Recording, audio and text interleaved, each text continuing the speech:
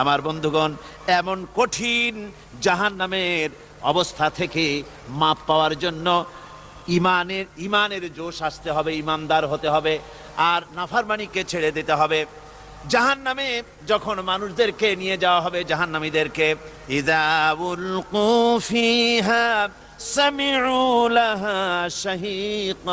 ওয়া হিয়া তাফুর, যখনই খোদাদ্রোহীদেরকে জাহান্নামের দিকে নিয়ে যাওয়া হবে, আজ তো খুব মাতবাড়ি, কত ভক্ত আছে,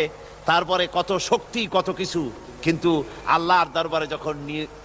দরবারে যখন হাজির হবে, কোনো শক্তি তখন কাজে লাগবে না, কোনো শক্তি কাজে লাগবে না। জাহান্নামে যখন তাদেরকে নিয়ে যাওয়া হবে,